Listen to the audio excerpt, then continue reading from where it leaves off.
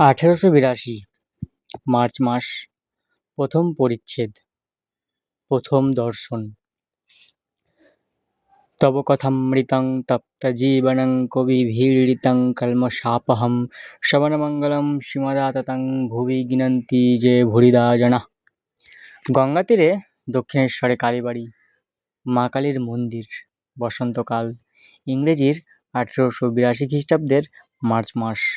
ঠাকুরের জন্মোৎসবের কয়েকদিন পরে শ্রীযুক্ত কেশব সেন ও শ্রীযুক্ত যোসেফ কুক সঙ্গে 23শে ফেব্রুয়ারি বৃহস্পতিবার 12ই ফাল্গুন 1288 শুক্লা ষষ্ঠী ঠাকুর স্টিমারে বেড়াইছিলেন।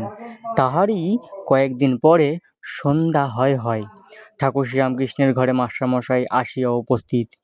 এই প্রথম দর্শন। দেখিলেন একঘর লোক নিস্তব্ধ হইয়া তাহার কথামৃত পান করিতেছেন। ঠাকুর তক্তপোশে বসিয়া পূর্বাশ্ব হইয়া সহাস্য বদনে হরিকথা কহিতেছেন। ভক্তেরা মেঝের বসিয়া আছেন।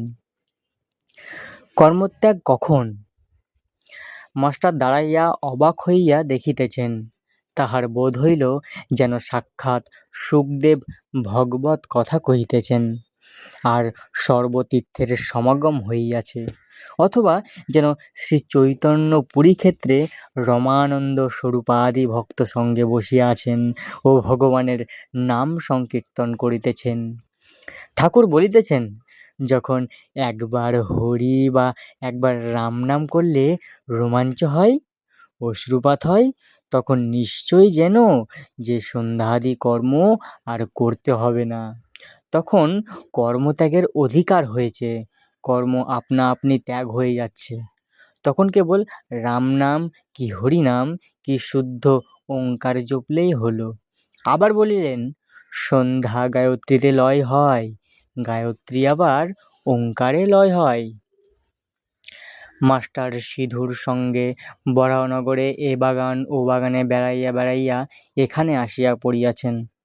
আজ রবিবার, অবসর আছে, তাই বেড়াইতে আসিয়াছেন। শ্রীযুক্ত প্রসন্ন ব্যারুজ্যের বাগানে কিছুক্ষণ পূর্বে বেড়াইতেছিলেন।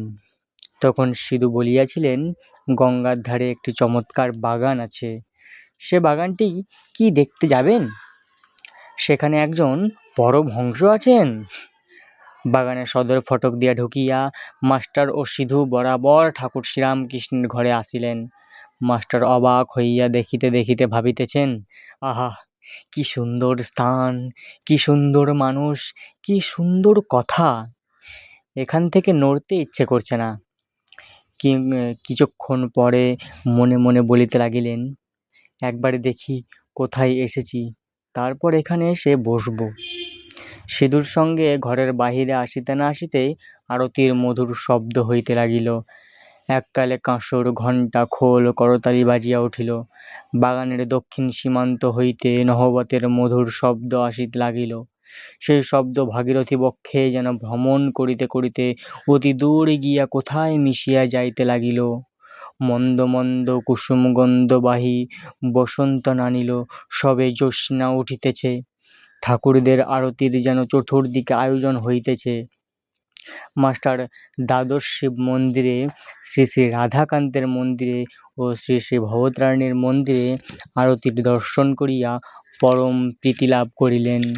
সিধু বলিলেন, এটি রাসমণির দেবালয়, এখানে নিত্য সেবা। অনেক অতিথি কাঙাল এখানে আসে। কথা কহিতে কহিতে ভবতারিণীর মন্দির হইতে বৃহৎ পাকা উঠানের মধ্য দিয়া পাদচারণ করিতে করিতে দুইজনে আবার ঠাকুর শ্রীরামকৃষ্ণের ঘরের সম্মুখে আসিয়া পড়িলেন।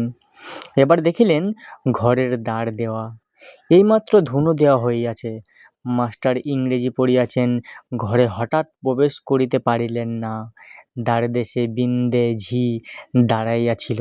জিজ্ঞাসা করিলেন, হ্যাঁ গা, সাধুটি কি এখন এর ভিতরে আছেন? বিন্দে, হ্যাঁ, এই ঘরের ভিতরে আছেন। মাস্টার, ইনি এখানে কতদিন আছেন? বিন্দে, তা অনেক দিন আছেন। মাস্টার, আচ্ছা, ইনি কি খুবই বইটই পড়েন? বিন্দে, আর বাবা বইটই, সব ওর মুখে। মাস্টার সবে পড়াশোনা করে এসেছেন, ঠাকুর শ্রীরামকৃষ্ণ বই পড়েন না শুনে আরও অবাক হলেন। মাস্টার: আচ্ছা, ইনি বুঝি এখন সন্ধ্যা করবেন? আমরা কি এ ঘরের ভেতর যেতে পারি? তুমি একবার খবর দিবে। বিন্দে: তোমরা যাও না বাবা, গিয়ে ঘরে বসো। তখন তাহারা ঘরে প্রবেশ করিয়া দেখেন, ঘরে আর অন্য কেহ নাই। ঠাকুর শ্রীরামকৃষ্ণ ঘরে একাকী তক্তপোষের ওপর বসিয়া আছেন। ঘরে ধূনা দেওয়া হইয়াছে ও সমস্ত দরজা বন্ধ। মাস্টার প্রবেশ করিয়া বদ্ধাঞ্জলি হইয়া প্রণাম করিলেন। ঠাকুর শ্রীরামকৃষ্ণ বসিতে অনুজ্ঞা করিলে তিনিও সিধু মেঝেতে বসিলেন। ঠাকুর জিজ্ঞাসা করিলেন, কোথায় থাকো, কি করো, বরাহনগরে কি করতে এসেছো, ইত্যাদি। মাস্টার সমস্ত পরিচয় দিলেন, কিন্তু দেখিতে লাগিলেন যে ঠাকুর মাঝে মাঝে যেন অন্যমনস্ক হইতেছেন। পরে শুনিলেন এরই নাম ভাব। যেমন কেহ ছিপ হাতে করিয়া মাছ ধরিতে বসিয়াছে, মাছ আসিয়া টোপ খাইতে থাকিলে ফাতনা যখন নড়ে, সে ব্যক্তি যেমন শশব্যস্ত হইয়া ছিপ হাতে করিয়া ফাতনার দিকে একদৃষ্ট এক মনে চাহিয়া থাকে, কাহারও সহিত কথা কয় না, এ ঠিক সেইরূপ ভাব। পরে শুনিলেন ও দেখিলেন ঠাকুরের সন্ধ্যার পর এইরূপ ভাবান্তর হয়, কখনো কখনো তিনি একেবারে বাক্যশূন্য হন। মাস্টার: আপনি এখন সন্ধ্যা করবেন? তবে এখন আমরা আসি। শ্রীরামকৃষ্ণ: ভাবস্থ না সন্ধ্যা তেমন কিছু নয়। আর কিছু কথাবার্তার পর মাস্টার প্রণাম করিয়া বিদায় গ্রহণ করিলেন। ঠাকুর বলিলেন, আবার এসো। মাস্টার ফিরিবার সময় ভাবিতে লাগলেন, এ সৌম্য কে, যাহার কাছে ফিরিয়া যাইতে যাইতে ইচ্ছা করিতেছে? বই না পড়িলে কি মানুষ মহৎ হয়? কি আশ্চর্য! আমার আসিতে ইচ্ছা হইতেছে, ইনিও বলিয়াছেন আবার এসো, কাল কি পরশু সকালে আসিব। প্রথম পরিচ্ছদ এখানেই সমাপ্ত।